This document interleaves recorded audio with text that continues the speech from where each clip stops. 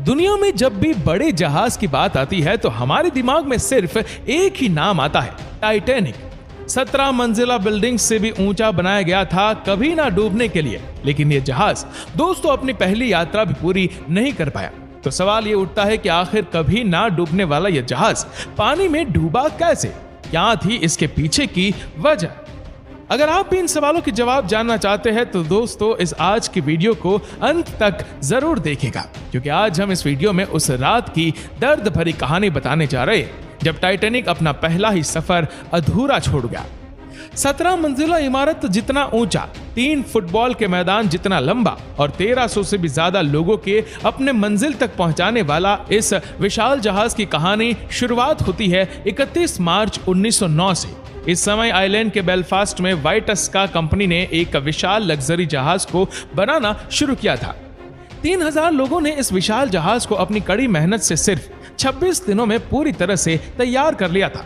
31 मई 1911 को जब यह जहाज बनकर तैयार हुआ तो लाखों लोग उसे देखने के लिए आए और दंग रह गए। उस वक्त किसी ने ऐसा नहीं सोचा था कि इतना बड़ा जहाज भी बन सकता है। इस जहाज की लंबाई 882 फीट 9 इंच, चौड़ाई करीब 92 फीट 6 इंच तक और ऊंचाई करीब 175 फीट तक थी। उस समय टाइटैनिक जहाज को बनाने में करीब $7.5 मिलियन खर्च हुए थे। आज के हिसाब से देखा जाए तो यह कीमत करीब $145 मिलियन तक होगी। इतने विशाल जहाज को देखकर दोस्तों हर कोई इसकी पहली यात्रा का हिस्सा बनना चाहता था। टेस्टिंग के बाद आखिरकार 10 अप्रैल 1912 को यह जहाज अपने पहले सफर के लिए रवाना हुआ। अपने पहले सफर पर निकले टाइटैनिक को 5507 किलोमीटर तक का सफर तय करना था, जो कि इंग्लैंड के साउथहैम्पटन से न्यूयॉर्क के बीच का था। जब टाइटैनिक जहाज ने अपने सफर की शुरुआत की तब इस जहाज पर 908 क्रू मेंबर्स को मिलाकर कुल पैसेंजर्स की संख्या करीब 2223 थी, जबकि यह जहाज 3500 से ज्यादा लोगों को एक बार में ले जा सकता था। इस जहाज में कुछ लोगों को सिर्फ इसलिए बैठाया गया ताकि व्हाइट लाइन के 2 अलग अलग जहाजों में कोयले की कमी हो गई थी और फिर टाइटैनिक में जगह भी थी, तो इन्हें भी इस जहाज में शिफ्ट कर दिया गया। साउथहैम्पटन से निकलने के बाद टाइटैनिक 42 किलोमीटर प्रति घंटे की रफ्तार से समुद्र को चीरता हुआ देर शाम शेहपोर्ट पहुंचा और इसके बाद टाउन ऑफ न्यूयॉर्क के लिए निकल पड़ा और 4 दिनों तक तो जहाज बिना किसी परेशानी के अपने मंजिल की ओर पूरी रफ्तार से बढ़ता रहा। लेकिन अब कुछ ऐसा होने वाला था जो किसी ने भी नहीं सोचा था। दरअसल रास्ते में आगे बढ़ते हुए जहाज को सामने आइसबर्ग होने की पहली चेतावनी मिली, लेकिन जहाज के कैप्टन एडवर्ड जॉन स्मिथ ने इस चेतावनी को नजरअंदाज कर दिया। टाइटैनिक अभी भी अपनी पूरी रफ्तार से समुद्र को चीरते हुए आगे बढ़ रहा था। इसके बाद दूसरी फिर तीसरी चेतावनी को भी जहाज के कैप्टन ने गंभीरता से नहीं लिया और जहाज को इसी स्पीड में चलने दिया। दरअसल दोस्तों जहाज के कैप्टन स्मिथ को टाइटैनिक को इस सदी का विशाल जहाज ही नहीं बल्कि उसे सबसे तेज दौड़ने वाला जहाज भी बनाना चाहते थे। इसीलिए उन्होंने जहाज की रफ्तार कम नहीं की, लेकिन 2 ऑफिसर्स को जहाज के ऊपर निगरानी के लिए तैनात कर दिया गया। अब तक कैप्टन को 6 बार आइसबर्ग होने की चेतावनियां मिल चुकी थी, लेकिन कैप्टन ने अब भी जहाज की रफ्तार धीमी नहीं की थी। 14 अप्रैल की वो अंधेरी रात, उस रात आसमान में चांद नहीं था। कड़ाके की सर्दी में दोनों क्रू मेंबर्स सितारों की रोशनी से ही आने वाली मुसीबत को देख रहे थे। सभी यात्री अपने अपने कंपाउंड में सोए हुए थे। तभी रात के लगभग 11:39 पर निगरानी कर रहे क्रू मेंबर्स फ्रेडरिक फैग ने सामने एक बड़ी सी काली चट्टान को देखा। काली और शांत समंदर के बीच वो बर्फ की चट्टान उन्हें काले पहाड़ की तरह नजर आई। फ्रेडरिक फैंग ने बिना 1 सेकंड गवाए तुरंत ही 3 बार घंटी बजाई और टेलीफोन से कहा कि सामने बर्फ की चट्टान है। यह सुनते ही ऑफिसर्स के हाथ पांव मानो सुन पड़ गए।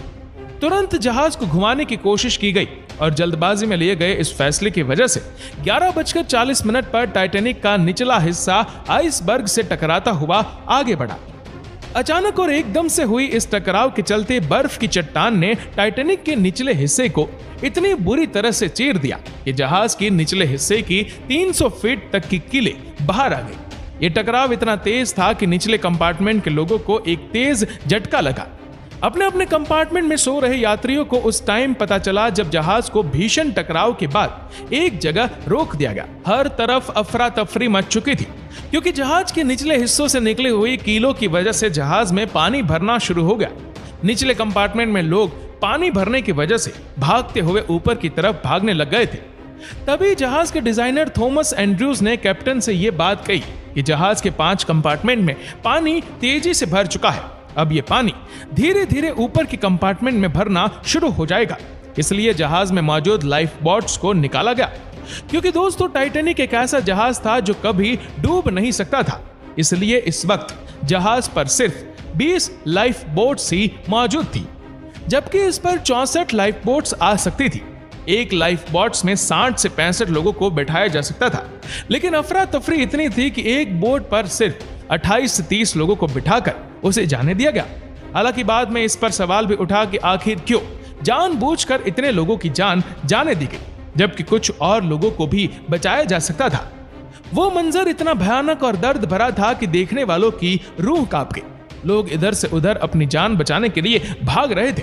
वो चिल्ला रहे थे कि बस कैसे भी करके अपनी जान बचाना चाहते थे, लेकिन कड़ाके की सर्दी और आंखें दिखा रहा समंदर उन्हें ये इजाजत नहीं दे रहा था। तभी अपनी जान की परवाह ना करते हुए जहाज में मौजूद म्यूजिकल ग्रुप ने अपना संगीत बजाना शुरू कर दिया, ताकि अपने आखिरी पलों में कुछ क्षण लोगों को राहत और खुशी के मिल सके। इस म्यूजिकल ग्रुप में दोस्तों अपने आखिरी सांस तक संगीत की धुन को थमने नहीं दिया, और अगर कोई एक मेंबर समुद्र की आगोश में समा जाता तो दूसरा मेंबर इस काम को जारी रखता। दूसरी तरफ जहाज के 5 कंपार्टमेंट में पानी लबालब भर चुका था, जिसकी वजह से जहाज का आगे का हिस्सा 10 डिग्री तक पानी में डूब गया। आगे का हिस्सा पानी में डूबने की वजह से जहाज का पीछे का हिस्सा ऊपर की तरफ उठने लगा, और एक वक्त ऐसा आया जब जहाज 2 टुकड़ों में बंट गया।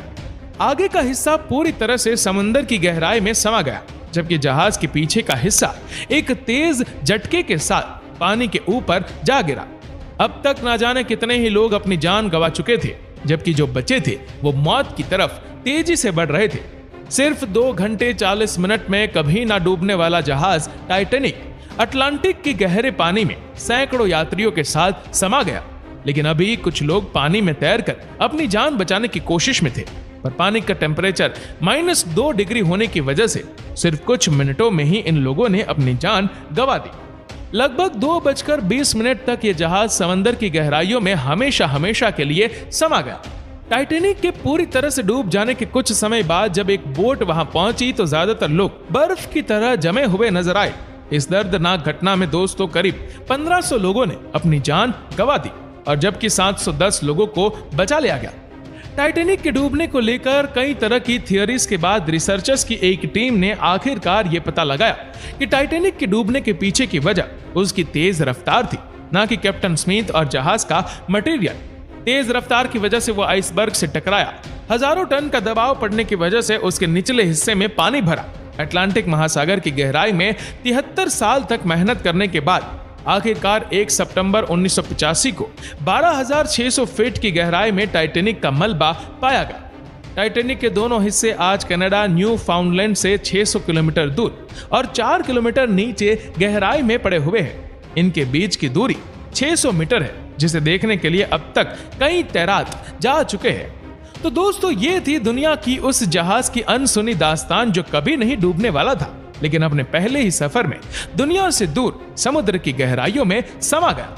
आपको ये वीडियो कैसी लगी हमें नीचे कमेंट करके जरूर बताएगा, और अगर आपको वीडियो अच्छा लगा हो तो इस वीडियो को लाइक करिएगा, शेयर करिएगा ज्यादा से ज्यादा लोगों तक, और ऐसे ही और भी रोचक जानकारियों के लिए फॉलो करें हमारे पेज को, और ऐसे ही और भी वीडियोस को यूट्यूब पर देखने के लिए नीचे कमेंट सेक्शन में लिंक दी गई है, जिसके ऊपर क्लिक करके हमारे चैनल को आप सब्सक्राइब करें और बेल आइकन दबाएं, ताकि हमारे हर लेटेस्ट वीडियो की अपडेट आपको मिलेगी सबसे पहले।